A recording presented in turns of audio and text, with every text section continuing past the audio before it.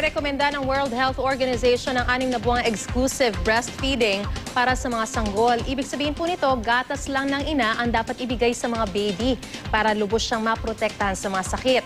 Pero maraming ina ang hirap magawa ito lalo na kung magbabalik trabaho. Kaya sa isang forum, ibinahagi sa mga ina kung paano mapapagpatuloy ito, magtatrabaho man o kahit mahigit 1 taon na ang sanggol. Ang mainit na balita hatid ni Claire Delfin.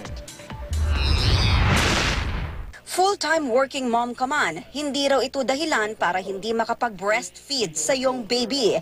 Sa Lactation Attachment Training and Counseling Help o LATCH forum na ito, marami sa mga dumating na mami gustong matuto ng iba't ibang techniques sa epektibong pagpapasuso kahit nagtatrabaho. Hindi naman daw kasi kailangang katabi parati ang ina para mapadede si baby. While working po, you can pump your milk or hand express and you can store it you can freeze it for 12 months. So, siguro before ka mag-work, pwede ka naman mag-pump and store it para pag wala ka, merong nagagamit si baby. Para sa working moms, di bali na raw kasing maabala. Ang mahalaga ay maibigay ang kumpletong nutrisyon at panlaban sa sakit sa mga anak na tanging gatas lang ng ina ang makapagbibigay. It's the best milk for the baby.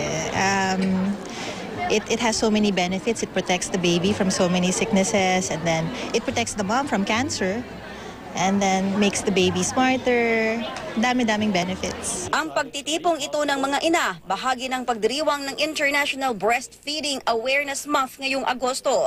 Pinangunahan ito ng tinaguriang International Pillar ng Breastfeeding na si Dr. Jan Newman na ibinuhos ang kaalaman sa medisina sa pananaliksik sa benepisyo ng breastfeeding. Ayon kay Dr. Newman, parehong ina at anak ang makikinabang sa breastfeeding.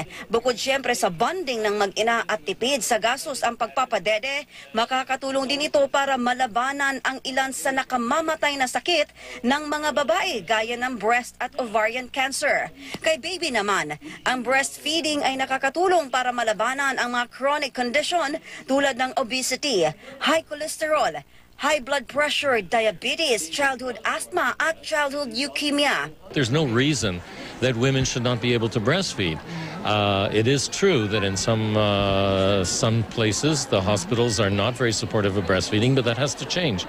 Mula rito sa Manila, magsasagawa rin ng kaparehong forum si Newman sa Davao sa August 11 at Cebu naman sa August 13. Magkaroon more awareness at saka ma-empower yung mga nanay na kaya nila mag-breastfeed.